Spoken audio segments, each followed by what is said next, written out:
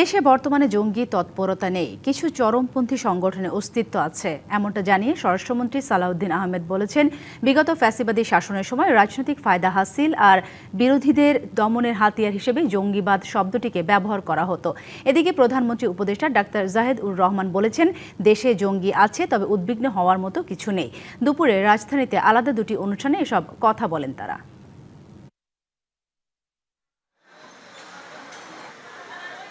দেশের গুরুত্বপূর্ণ বিভিন্ন স্থাপনায় হামলা হতে পারে, পুলিশ সদর দপ্তরের এমন সতর্কতার পর আবার সামনে আসে জঙ্গি। এরই মধ্যে দেশের ৮ বিমানবন্দরে জোরদার করা হয়েছে নিরাপত্তা। মঙ্গলবার রাজধানীর আগারগাঁওয়ে কোস্টগার্ডের প্রতিষ্ঠাবার্ষিকী অনুষ্ঠানে স্বরাষ্ট্রমন্ত্রী জানান, দেশে বর্তমানে কোনো ধরনের জঙ্গি তৎপরতা নেই। পুলিশ সদর দপ্তর থেকে পাঠানো চিঠির বিষয়ে অবগত নন তিনি। আমাদের দেশের বর্তমান কালচারে সেটা এখন আর নাই। আগে সেই শব্দটা উচ্চারিত হতো ফ্যাসিবাদী আমলের সময়।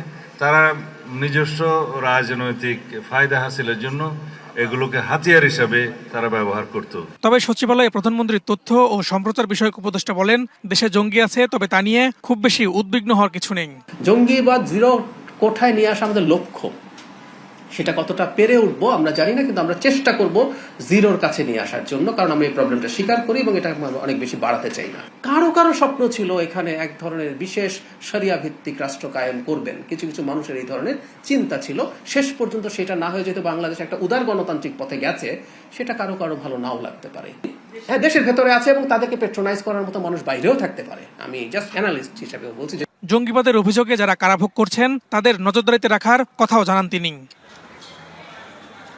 আইনজীবীরা বলছেন, ২৪-এর ৫ই আগস্ট শেখ হাসিনা সরকার পতনের পর বিচারিক বদলি ও পিপিরা আত্মগোপনে গেলে জামিনে বের হন ১৬০০-র বেশি জঙ্গি। হাজিরা দেন না তাদের অনেকে। ৫ই আগস্টের পর দেশের আদালত সমূহের অবস্থা নাজুক পরিস্থিতি ছিল।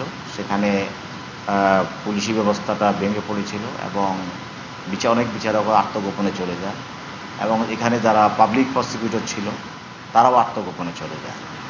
ওই সময়ে এই আদালতের বেসামাল অবস্থা ছিল। সেই অবস্থাতে অনেক সন্ত্রাস বিরোধী আইনে মামলায় অনেকে জঙ্গি যাদেরকে বলা হচ্ছে আসামিদেরকে, তারা অনেকেই জামিন পেয়ে যায়।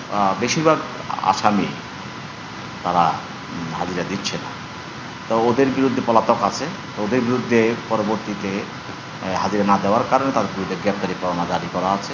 তিনি জানান, জামিন নিয়ে পলাতক থাকা জঙ্গিদের বিরুদ্ধে গ্রেপ্তারি পরোয়ানা জারি করা হয়েছে। Farhaduzzaman, DBC news, Dhaka.